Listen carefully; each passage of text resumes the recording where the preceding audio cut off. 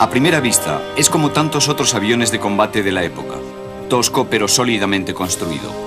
De una robustez intacha, fue un arma implacable tanto por su eficacia como por su valor psicológico.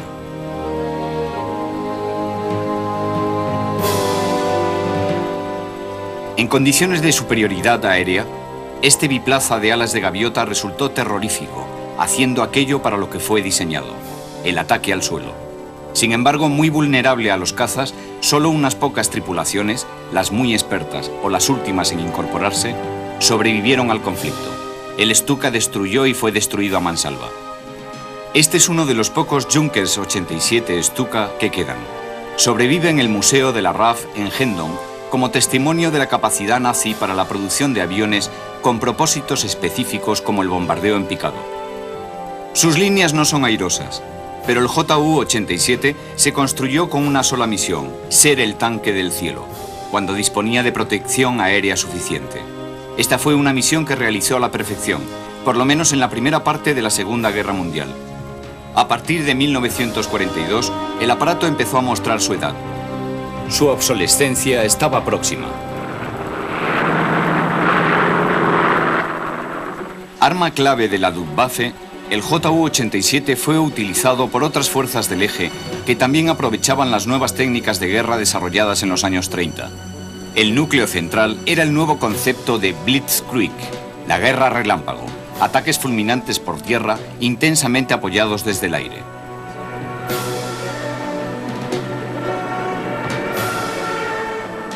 Los teóricos consideraron que un gran número de bombarderos en picado, volando en escuadrillas, abrirían un camino por el que las veloces tropas de infantería mecanizada, tanques y vehículos podrían lograr su máxima efectividad, alcanzando por sorpresa al enemigo.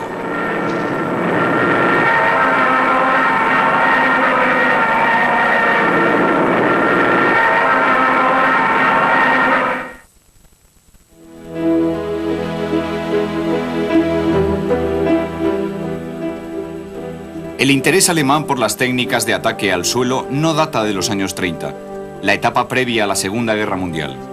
De hecho, los argumentos de tales filosofías militares tuvieron sus orígenes en el transcurso de la Primera Guerra Mundial, como demuestra este bombardero AEG cargado con bombas de 100 kilos para atacar posiciones aliadas.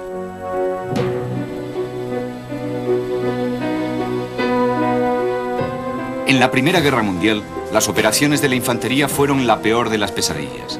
Las condiciones eran pésimas, los avances resultaban fácilmente cortados por la artillería, las ametralladoras y las alambradas. Ganar solo unos metros tenía un alto coste. Así las cosas, los ataques aéreos fueron toda una revolución para los combatientes, ya muy debilitados física y psicológicamente. En el transcurso de unos pocos meses, ambos bandos operaban ya aeroplanos más o menos preparados para el ataque al suelo. La Fuerza Aérea Alemana logró rápidamente el liderazgo en este campo y muchos aparatos como este Gotha GV fueron diseñados específicamente para el ataque a objetivos terrestres. Los éxitos en combate de este aparato sentaron el precedente para aviones militares posteriores. Atacar desde arriba cuando se cuenta con la ventaja de la sorpresa fue la más eficiente y devastadora forma de concentrar una gran potencia de fuego sobre un objetivo. Si tales ataques pudieran realizarse además con un mínimo de precisión, debilitarían rápidamente el objetivo con un coste ínfimo o incluso sin coste alguno para el atacante. Virtualmente todos los combatientes, como los italianos con su Caproni CA-3, comenzaron a fabricar rápidamente aviones de bombardeo antes del cese de las hostilidades. Paralelamente al nacimiento de la aviación de bombardeo, creció el interés en el desarrollo de bombas de hierro autoestabilizadas de caída libre y en un intento por lograr plataformas lanzadoras de bombas más pequeñas y maniobrables. El avión de ataque al suelo empezó a tomar sus primeras formas, como este Royal Aircraft Factory FE-2. Con el cese de las hostilidades en 1918, las fábricas de armamento del mundo perdieron de repente su razón de ser. En Estados Unidos, la industria aeronáutica y los servicios militares asociados, conscientes de la disminución del interés popular, promocionaron con entusiasmo las hazañas aéreas, tales como la primera travesía del Atlántico en avión de ala fija que realizaron Alcock y Brown en un Vickers Vimy en 1919, de gran valor propagandístico. De modo similar, promovieron espectáculos aéreos como este con un grupo de bombarderos Keystone LB-5, con la esperanza de conseguir apoyo popular público para la creación de un moderno servicio aéreo en los Estados Unidos.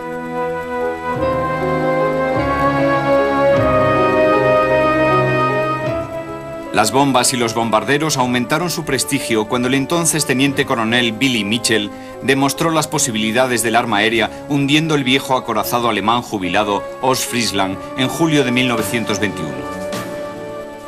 Ya no se podían negar las posibilidades de la aviación en los conflictos militares futuros.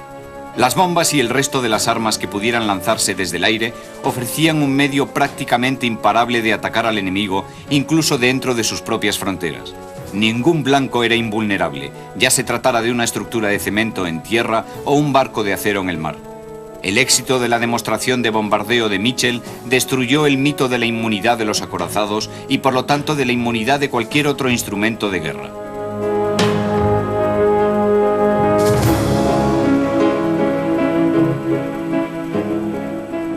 Con la llegada del primer portaaviones estadounidense, el Langley, la Armada necesitaba aviación embarcada.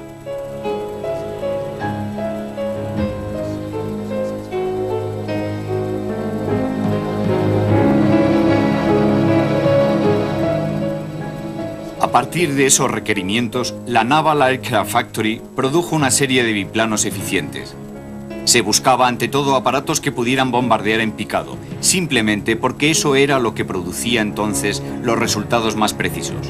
A cierta altura, incluso los barcos más grandes del mar se convertían en pequeños blancos que requerían precisión. A mitad de la década de 1920 ya había una completa serie de biplanos y la compañía norteamericana Curtiss se convirtió en líder mundial en la producción, no solo de aviones de caza, sino también de bombarderos en picado que resultaran apropiados a las especificaciones de la Armada de los Estados Unidos.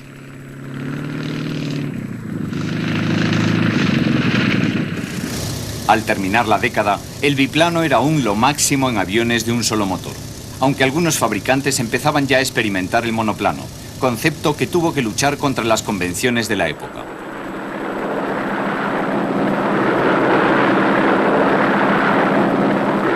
Este biplano fuerte y resistente fue uno de la serie Hawk, producido por Curtiss y preparado para cumplir misiones de bombardero de precisión en picado. El as alemán del aire de la Primera Guerra Mundial, Ernst Udet, se sintió tan deslumbrado por él en una visita a América que se las arregló para conseguir un aparato que fue enviado a Europa para ser analizado a fondo por los ingenieros alemanes. No hay duda de que Udet quedó admirado de la capacidad del Hawk. El general Raback nos lo cuenta.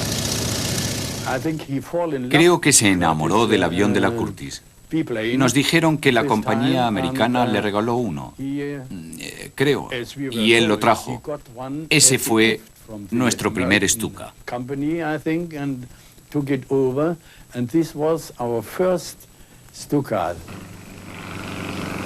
Es interesante constatar que aunque la Armada americana fue la pionera en investigar la técnica del bombardeo en picado, con el paso del tiempo se interesaría más por otros tipos de ataque aéreo sobre navíos de superficie. El bombardeo horizontal y el torpedo estaban también en fase de desarrollo y todos aquellos métodos exigían buenos aviadores navales y nuevas técnicas de aterrizaje en la pequeña pista de un portaaviones en mitad del océano. Sobre los datos recogidos en aquel Hawk, el entusiasta Udet añadió una serie de refinamientos y modificaciones bajo su responsabilidad para el avión de la nueva Fuerza Aérea Alemana. Con el apoyo de Goering, que compartía sus puntos de vista, la producción alemana de su propio bombardero en picado se convirtió en algo prioritario. Nunca Udet debería haber llegado a general, ni tener mando militar. Solo era un piloto afortunado, un piloto muy bueno. Si recuerdan las acrobacias que llevaba a cabo, eran impresionantes. Era capaz de coger un pañuelo con la punta del ala.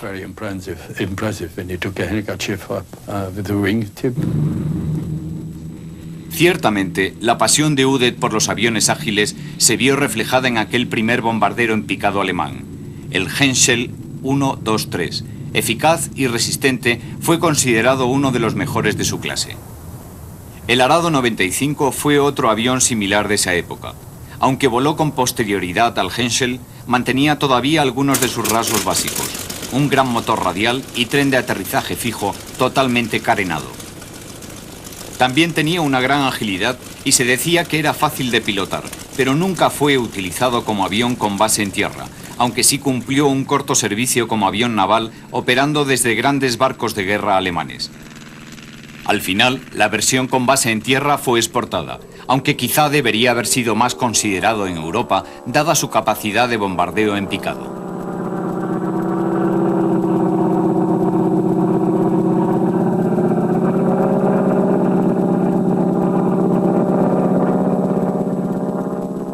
En el otoño de 1935, la nueva Luftwaffe alemana desarrollaba su primer monoplano de bombardeo en picado.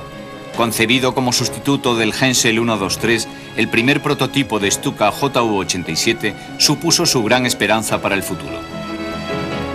La producción empezó en 1936, aunque en número limitado, ya que el modelo requería todavía algún desarrollo, además de mejoras en diseño y técnicas de fabricación.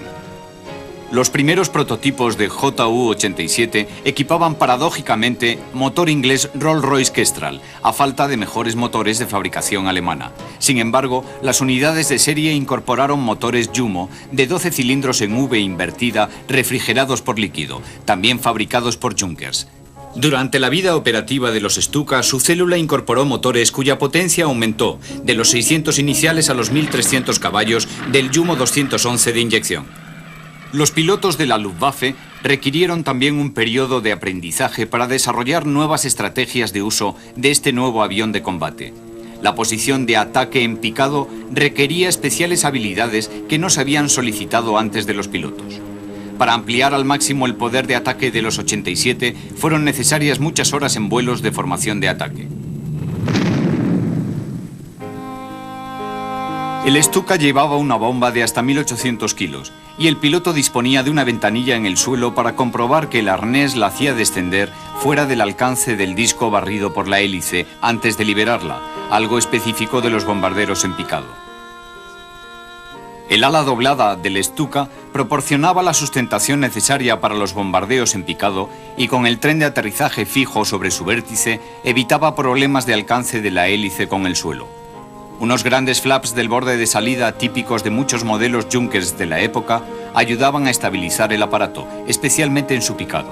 Iban contrarrestados con pesos para reducir el esfuerzo del piloto, porque no había asistencia ni servomecanismos en aviones de ese tipo.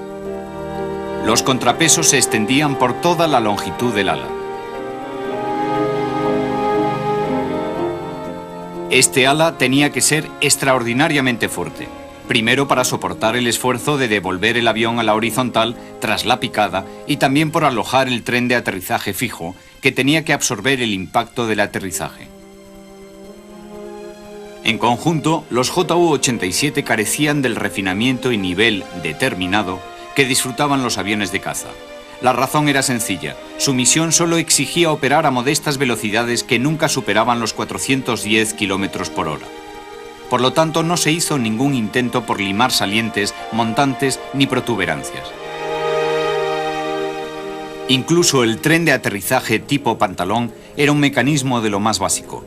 Una funda de cuero era el único material que protegía al aterrizador trasero.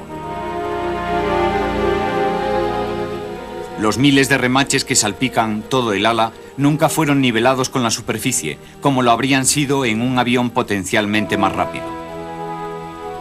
Eran en conjunto unos toscos aparatos que habrían hecho fruncir el ceño a cualquier especialista aerodinámico de nuestros días. Pero los diseñadores de Stuka buscaban una máquina que pudiera ser fabricada en grandes cantidades y sirviera con eficacia, no un aparato admirable por sus cualidades estéticas.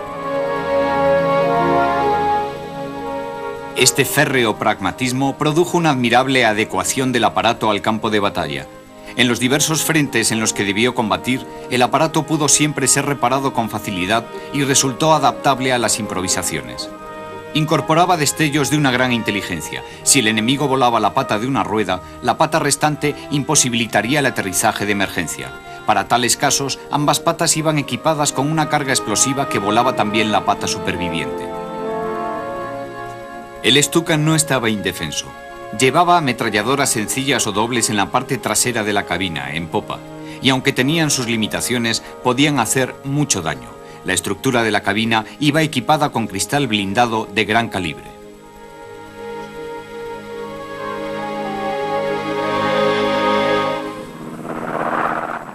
Desde Polonia a Noruega, Holanda, Bélgica y Francia, los combates iniciales del Ju-87 resultaron un gran éxito. De la noche a la mañana el avión se convirtió en leyenda. Sus proyectiles impactaban los blancos con admirable precisión. Su aterradora sirena producía un profundo efecto psicológico entre los atacados. Aunque más tarde se descubrió que las fuerzas terrestres nazis solían estar en desventaja numérica, la capacidad de los Ju-87 para paliar ese hecho fue decisiva. Los navíos eran igualmente vulnerables. Inadecuadamente armados, no estaban preparados para repeler los ataques fulminantes de los Stuka casi desde la vertical. Las fuerzas de tierra alemanas iban precedidas de ataques de los Stuka sobre posiciones enemigas. Ese debilitamiento de las defensas enemigas multiplicaba eficazmente los resultados de cualquier pequeña fuerza terrestre y era la clave de la Blitzkrieg, la guerra relámpago.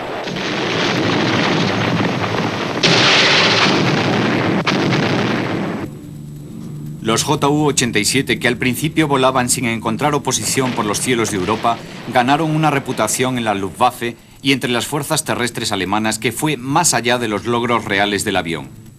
Aunque es cierto que fue un precedente de posteriores plataformas de armas, no era invulnerable, como no tardarían en descubrir los propios nazis. Los Stuka alcanzaron su apogeo en las primeras fases de la Segunda Guerra Mundial, cuando la Luftwaffe controlaba los cielos de Europa y las victorias en Dunkerque y Francia inflaban la moral del Tercer Reich. El avión consiguió en ese periodo un récord increíble de precisión. Al final de la guerra había hundido más navíos aliados que todos los demás modelos de la Luftwaffe juntos, y su eficiencia contra los blindados solo fue superada por los del Stomovik ruso. La fe de Udet en la técnica del bombardeo en picado y en los Ju-87 realzó su posición ante el alto mando alemán. Al principio de la Segunda Guerra Mundial, el Stuka fue un as en la manga de Hermann Göring y Adolf Hitler. Hasta Benito Mussolini se enamoró del avión y la Fuerza Aérea Italiana recibió algunas unidades redenominadas Breda 201 para combatir en el norte de África. Francia había caído. Dunkerque se había convertido en una vergüenza histórica para los británicos y el Stuka era el gran éxito de la guerra. Mientras Hitler y sus camaradas celebraban la expansión del Tercer Reich, los aliados lamían sus heridas y analizaban sus opciones tácticas. Indudablemente, el Stuka ejemplificaba los éxitos de las operaciones Blitzkrieg. Aquellos éxitos ayudaron a Hitler a consolidar aún más su dominio sobre la Wehrmacht. Antes de su victoria en Francia, el ejército, que consideraba inalcanzables tales aventuras, tramaba en secreto su sustitución. Pero a la luz de las victorias alemanas en los primeros meses de la Segunda Guerra Mundial, los militares rebeldes fueron acallados. La disciplina de partido era muy rígida. Alemania saboreaba sus éxitos y se preparaba para la victoria total sobre Europa.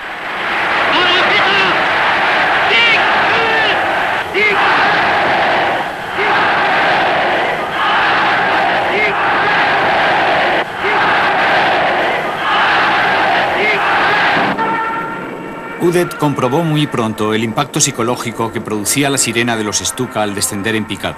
Como resultado ordenó el desarrollo de una sirena aún más potente que emitía un pavoroso alarido que incrementaría la reputación de los Ju-87 como el arma de guerra más terrorífica del Tercer Reich.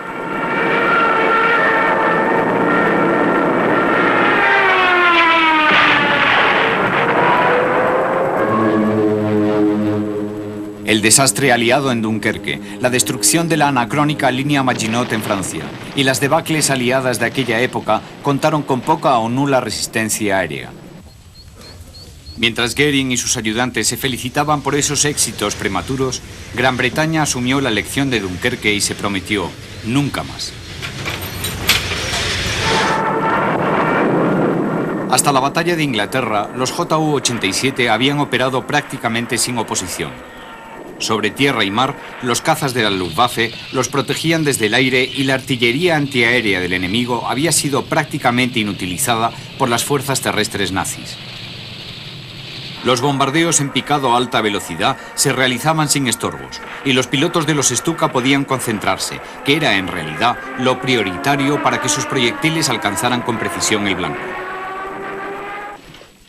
Los éxitos de los Stuka dependían de su habilidad para colocarse casi en posición vertical sobre el blanco. Las bombas, que pesaban hasta 1800 kilos, eran lanzadas desde un trapecio que desplaza la bomba fuera del alcance del disco de la hélice, a la par que un dispositivo automático, casi un piloto automático, aseguraba la recogida una vez finalizado el picado a una altura de 1800 pies, accionara o no el piloto la palanca.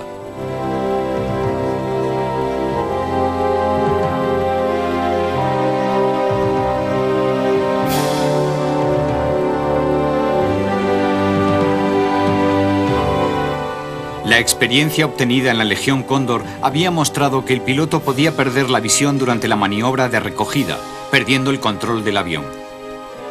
Mientras los británicos abandonaban el continente, a la Wehrmacht solo le restaban mínimas operaciones de limpieza. Tenía tiempo para consolidarse, para asegurar sus posiciones y para saborear sus victorias. A partir de aquel momento, Alemania controlaría el orden de batalla y a los ojos del mundo, el avance alemán parecía irresistible. Pero quedaba un objetivo pendiente. Inglaterra era una espina clavada en el corazón de Hitler. Debía negociar con los británicos o aniquilarlos. Esta última opción requería los Stuka. La Luftwaffe empujaba al mar las últimas tropas británicas y francesas, que dejaban tras de sí enormes cantidades de armas y suministros, material del que los aliados difícilmente podían prescindir y parte del cual incluso sería utilizado por los alemanes. Un patético final para la fuerza expedicionaria aliada que se suponía iba a detener a la Wehrmacht en Bélgica. Ya antes de Dunkerque, el alto mando alemán había hecho los planes de la Operación León Marino, la invasión y ocupación de las islas británicas. Pero primero era necesario controlar el Canal de la Mancha y la Luftwaffe fue considerada de nuevo como el arma más lógica para privar a los británicos de su enlace con América y su única vía de suministros, porque la Marina Mercante Británica y los muelles desde los que partía eran la única esperanza de la última nación libre de Europa.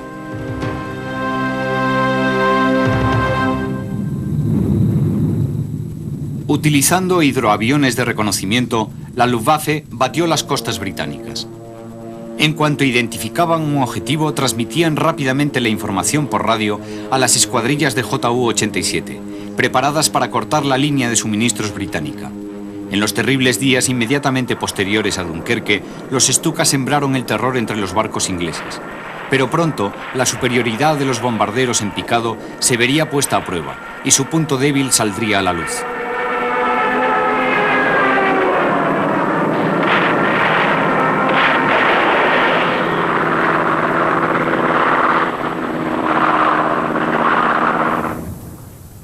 La batalla de Inglaterra no solo cambió el curso de la guerra, también terminó para siempre con el mito de la invulnerabilidad de los Stuka. Cuando tuvo que enfrentarse por fin con una fuerza aérea decidida y bien armada, la Luftwaffe se tambaleó. El JU-87 resultó ser un blanco extremadamente vulnerable y relativamente indefenso. Las pérdidas de Stuka fueron de hecho tan enormes que el avión se hizo famoso por sus debacles y fue inmediatamente retirado del teatro de operaciones de la batalla de Inglaterra. Los Spitfire y Hurricane, probablemente los cazas aliados más eficaces del momento, encontraron presa fácil en el Stuka, lento y torpe en el combate aéreo. En cuanto los jerarcas de la Luftwaffe comprobaron la vulnerabilidad y el fracaso del Stuka en Inglaterra, los JU-87 fueron relegados a escenarios de guerra menos intensos. Eso fue un alivio para los castigados tripulantes de los Stuka, cuyas pérdidas habían aumentado considerablemente, causando también un rápido deterioro en su moral. Como bombardero fue un éxito, pero soportó terribles pérdidas. No podían nada contra el Spitfire. Su artillero era incapaz de impactar al Spitfire y los apartaron por inservibles.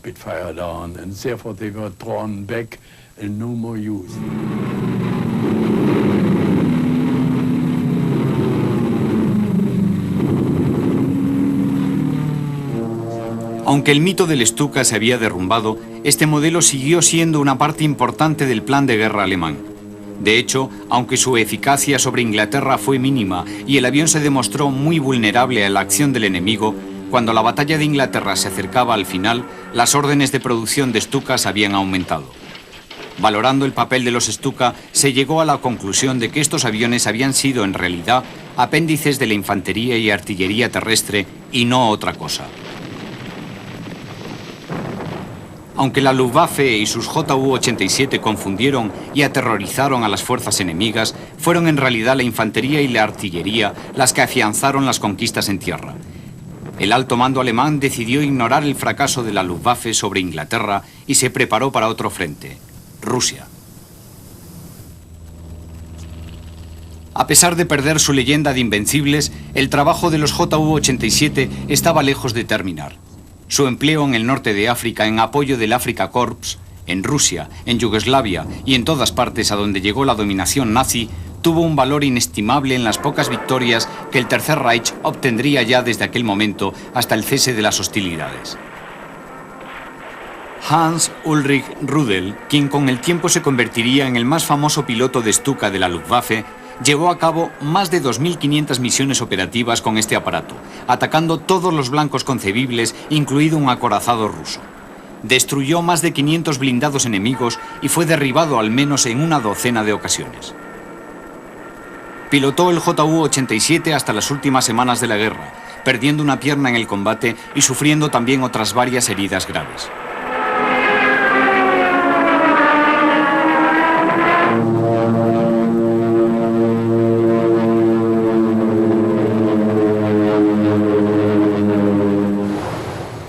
Mientras las fuerzas aliadas empezaban su masiva concentración de efectivos para el día D, los alemanes intentaban no quedarse atrás. Aunque la batalla de Inglaterra había marcado un cambio en el curso de la guerra, los combates continuaban intensos por ambas partes, mientras Hitler seguía convencido de que la victoria era solo cuestión de meses. En el norte de África, Kesselring y el Afrika Korps luchaban a muerte con los aliados. Aunque las fuerzas británicas encontraban fuerte resistencia, la llegada de los americanos con su rápida concentración de hombres y armamento empezaban a dar lentamente la ventaja a los aliados. En una repetición de los combates vividos sobre Europa, los Ju-87 parecían los dueños de los cielos. En solo cuestión de meses, la llegada de nuevos cazas aliados, como el británico Hawker Hurricane y el Warhawk americano de Curtiss, esta capacidad sería neutralizada y los pilotos de los Stuka volverían a darse cuenta de su amarga vulnerabilidad.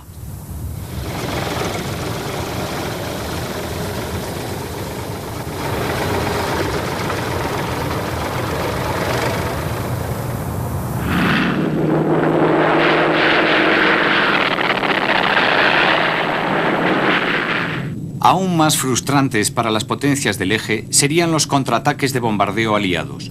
El norteamericano Douglas A-20 Havoc, con escarapelas británicas, demostró ser muy eficaz contra el Afrika Korps y el resto de las fuerzas del eje, que se encontraron de pronto tan vulnerables como lo estuvieron los aliados en los primeros días de la entrada en combate de los Stuka.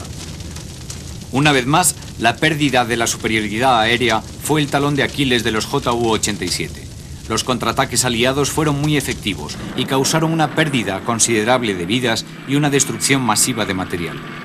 Modelos de prácticamente todos los aparatos de las fuerzas aéreas alemanas e italianas fueron víctimas de los ataques aliados. Muchos fueron capturados y muchos otros simplemente destruidos.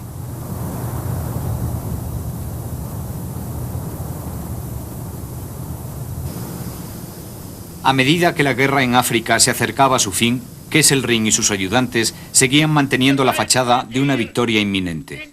En Alemania, mientras la guerra era más desesperada, Hitler seguía aún simulándose invencible.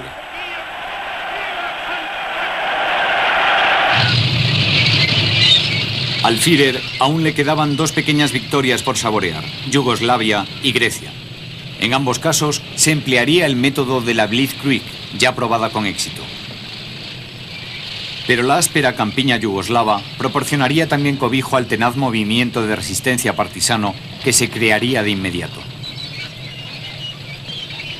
En abril de 1941, la Wehrmacht, muy superior en número, cogió por sorpresa a la población y tomó el país simplemente al asalto.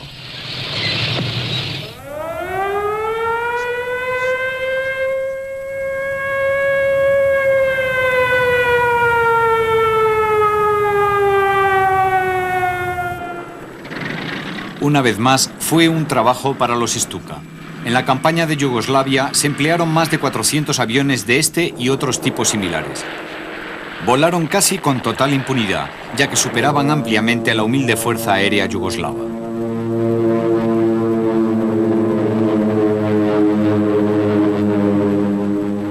Era el trabajo preferido de los Stuka. Las montañas y estrechos valles confinaron a la mayor parte del transporte terrestre alemán a las carreteras y caminos existentes. Los Stuka, sin embargo, podían alcanzar blancos que de otro modo hubieran resultado inaccesibles. En cuestión de días, tanto Yugoslavia como Grecia cayeron bajo las probadas tácticas de la guerra relámpago. Ambos países sufrieron los horrores de la guerra y se transformaron en naciones ocupadas. Incluso la fuerza expedicionaria británica en Grecia fue empujada hacia el mar en una acción que recordó al desastre de Dunkerque. Como siempre, fue la población civil la que pagó el precio sobre la quemada tierra que dejaban los ejércitos a su paso.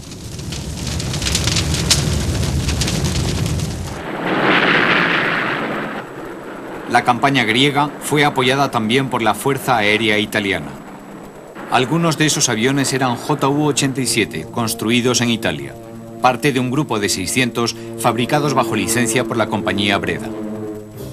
Su armamento habitual consistía en dos ametralladoras Rheinmetall MG-17 de 7,92 milímetros sobre las alas y en cabina a popa una MG-15 sencilla o una MG-81 doble, todas de calibre 7,92. Las ametralladoras frontales alojaban la munición en una bodega en el interior del ala que aquí aparece siendo abastecida por los equipos de tierra. Bajo el fuselaje llevaban una bomba generalmente de 550 libras. Sus pilotos utilizaban un incómodo y voluminoso chaleco blindado que protegía su torso del fuego de tierra y la artillería antiaérea. Los Stuka italianos, denominados Breda 201, operaron con gran éxito hasta que, al igual que sus gemelos alemanes, se demostraron muy vulnerables a los interceptores aliados.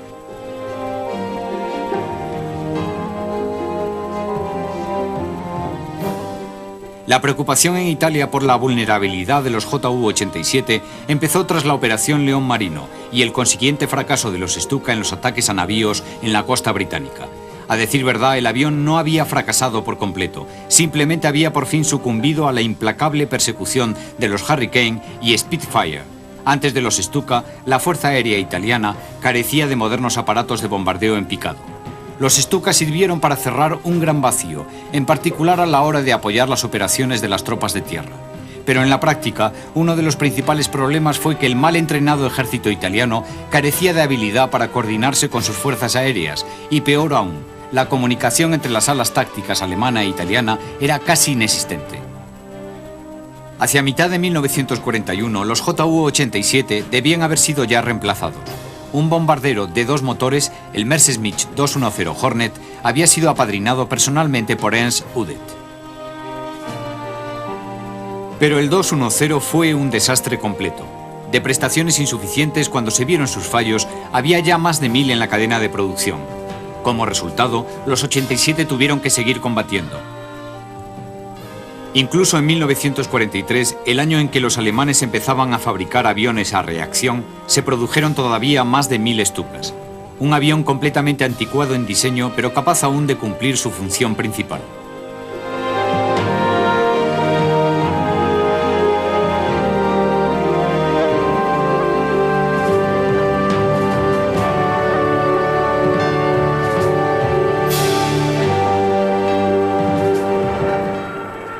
El ejército italiano jugó también un papel importante en la operación más audaz de la Segunda Guerra Mundial, la Operación Barbarossa. Fue la mayor empresa que acometiera Hitler hasta el momento y su mayor error. Barbarossa fue el nombre clave que se dio al ataque por sorpresa contra el Imperio Soviético. La colonización de Rusia y el dominio del pueblo ruso, considerados durante mucho tiempo como el verdadero objetivo de Hitler en el conflicto, le habrían dado la posibilidad de expansión que él consideraba un derecho inalienable de Alemania.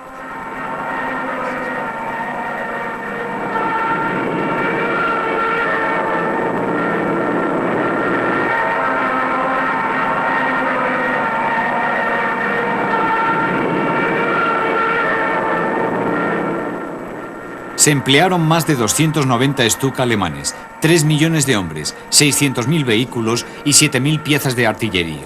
Unas cifras asombrosas. Aunque se enfrentaron a 4,5 millones de soldados rusos, la sorpresa y la velocidad del Blitzkrieg alemán dieron resultado por última vez.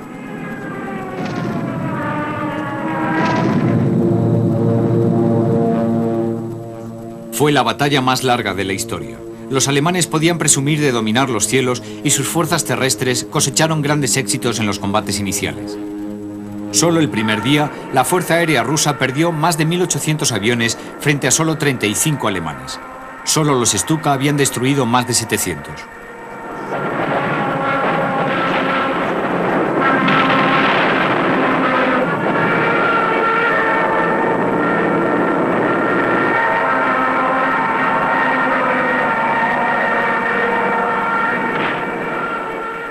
Aunque la Luftwaffe utilizó también otros bombarderos en picado como el Ju-88 de 2 motores, la verdad es que la mayor parte de los bombardeos de Barbarossa fueron llevados a cabo por los viejos Stuka.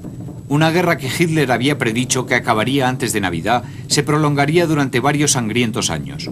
Años que verían la derrota completa del Tercer Reich. Las interminables estepas y el terrible invierno ruso derrotarían al ejército de Hitler como habían derrotado antes al de Napoleón.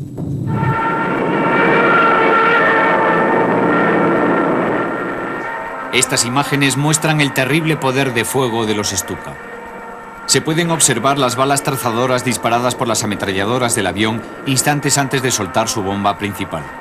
Esta escena se repitió miles y miles de veces en el transcurso de la campaña de Rusia.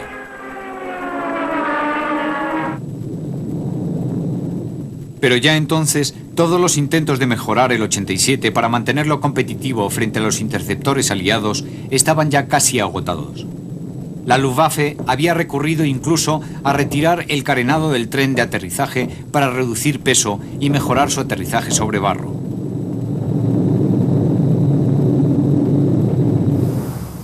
Resultaba ya claro que el Ju-87 se había quedado desfasado. Por lo tanto, se hicieron varios intentos de buscarle un sustituto, uno de los cuales fue el Hensel 129 de modesto éxito. Aunque solo ligeramente más rápido que su predecesor y no tan fácil de maniobrar, proporcionaba mayor protección a sus pilotos y una mayor capacidad de armamento.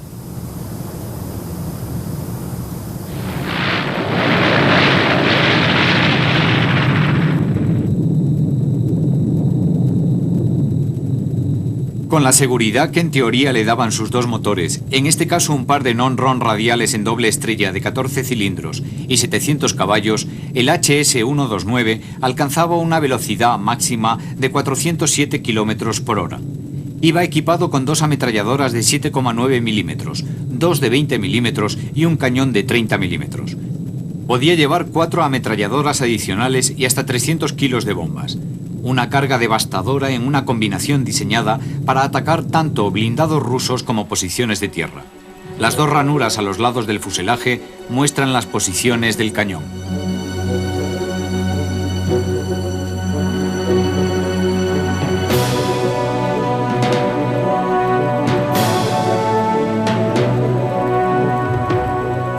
Los confusos resultados de las pruebas iniciales de este modelo en Rusia y en el norte de África no afectaron la decisión de la Luftwaffe de crear unidades adicionales equipadas con los HS-129.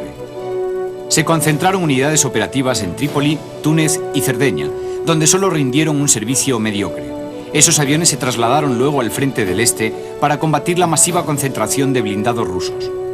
La incapacidad de los HS-129 para superar a su ensalzado predecesor hizo que este modelo desapareciera silenciosamente del inventario de la Luftwaffe.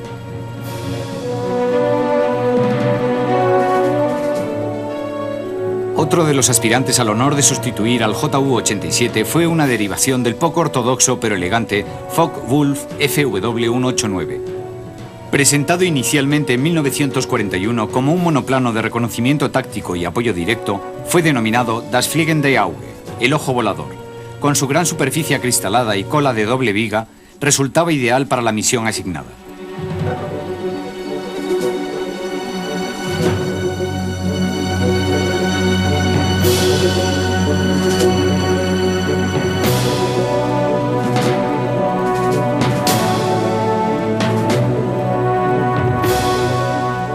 Se construyeron un total de 828 FW-189 hasta el final de la guerra, que prestaron servicio en casi todos los frentes.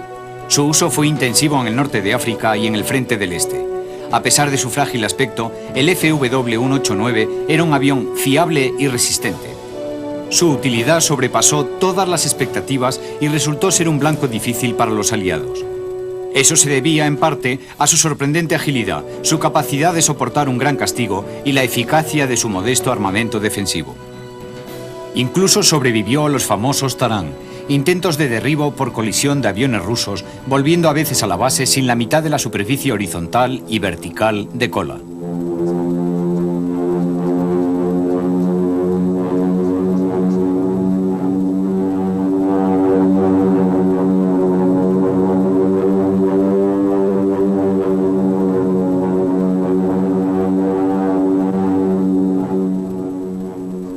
Otra de las razones del éxito del Búho, como llegó a conocerse al FW-189, era el hecho de que su fuselaje en cola de doble viga no ofrecía a pilotos y defensas antiaéreas enemigas una masa sustancial sobre la que hacer blanco.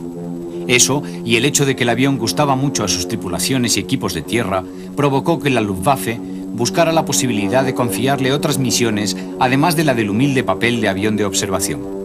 A finales de los años 30 ya se había predicho que en cuestión de pocos años el Stuka necesitaría ayuda, si no un reemplazo total.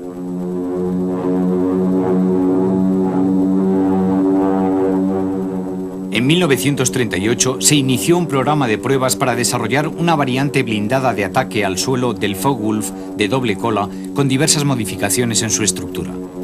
El prototipo resultante, el FW-189C, de fuselaje fuertemente blindado, en el que apenas cabían piloto y artillero, espalda contra espalda, estaba en el aire menos de un año después del inicio del programa. Finalmente, el ligeramente superior Angel 129 se mostró más eficaz en las pruebas de vuelo y el biplaza FW-189 de apoyo directo desapareció en la oscuridad.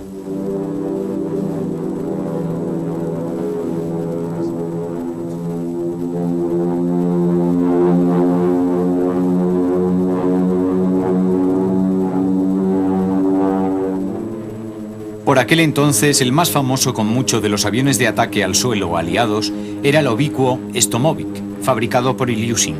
Diseñado como avión de ataque al suelo de gran versatilidad, adquirió una extraordinaria reputación como destructor de tanques.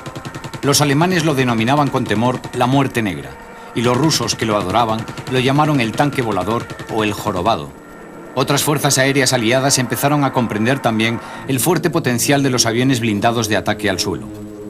Uno de los de más éxito fue el Typhoon británico de Hawker. Duro y fuertemente armado, resultaba también muy eficaz en los combates aire-aire. En misiones de ataque a tierra, el Typhoon era letal, pero ni este ni el Stomovic eran auténticos bombarderos en picado.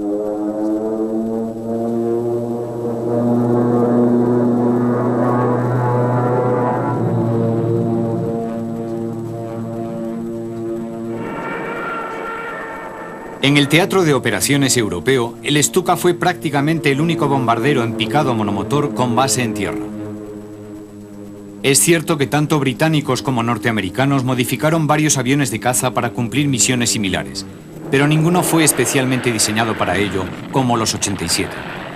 A medida que la guerra se acercaba a su fin, cientos de unidades del niño mimado de Ernst Udet aparecían destruidas por todo el país.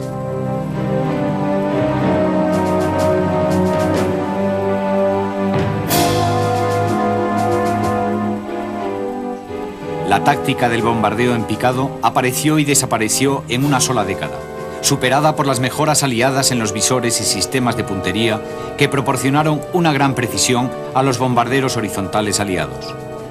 Una precisión que dejaría en ruinas el corazón de Alemania y pondría el punto final al concepto de bombardeo en picado.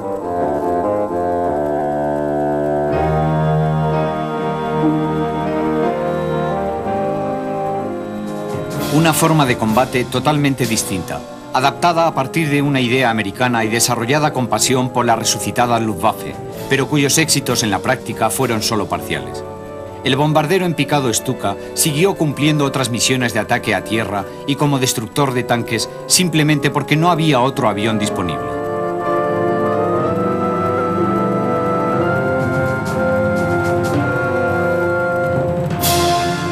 Al final, lo que falló en realidad fue la planificación alemana a largo plazo.